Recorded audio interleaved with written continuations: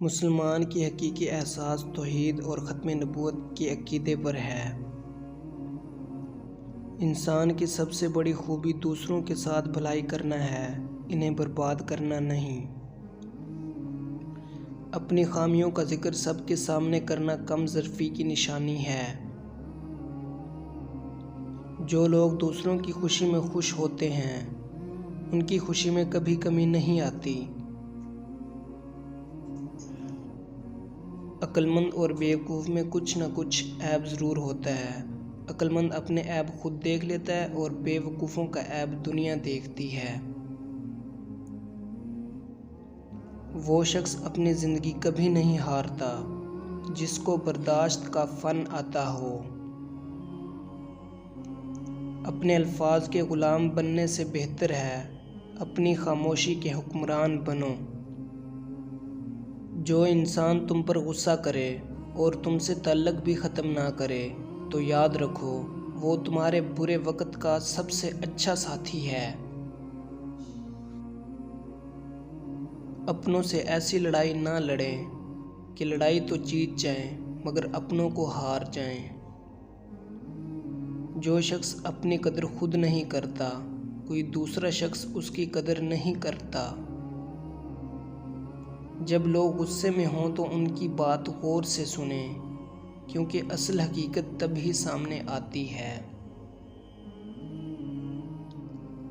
زیادہ علم سیکھنے سے کہیں بہتر ہے کہ کچھ ادب بھی سیکھ لیا جائے۔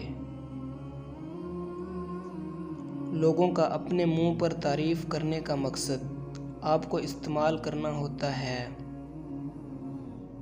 جس گھر کے بڑوں کے دل میں آپ کے لیے نفرت ہو، اس گھر کے چھوٹے آپ سے کبھی محبت نہیں کریں گے۔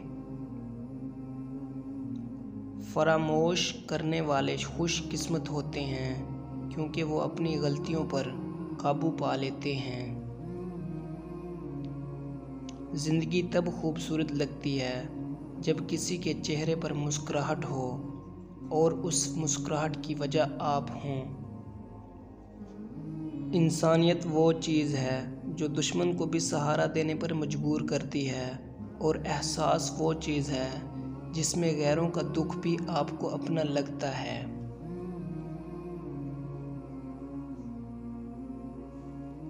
سنی سنائی باتوں پر فوراً یقین نہ کریں، جھوٹ ہمیشہ سچ سے زیادہ جلدی پھیلتا ہے۔ بعض اوقات کسی اعلیٰ مقام تک پہنچنے کے لیے آپ کو ناکامی اور نقصان کا سامنا کرنا پڑتا ہے۔ صحت کے بغیر انسان کبھی خوش نہیں رہ سکتا۔ صحت پر توجہ دیں اور پھر زندگی کی ہر نعمت سے لطف اندوز ہوں۔ غرور اور غفلت کا نشہ شراب سے بھی زیادہ ہوتا ہے۔ جو ایک بار اس نشے میں مبتلا ہو جاتا ہے وہ جلدی ہوش میں نہیں آتا۔ یقین ایک عظیم قوت اور انصاف ایک پیش بہانہ خزانہ ہے، اور صبر ایک عظیم سعادت ہے۔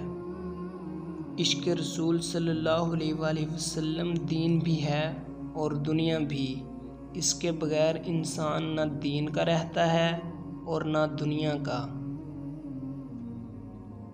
کام میری نگاہ میں ایسا ہی مقدس ہے جیسے عبادت۔ مومن ریشم کی طرح نرم اور فولاد کی طرح سخت ہوتا ہے۔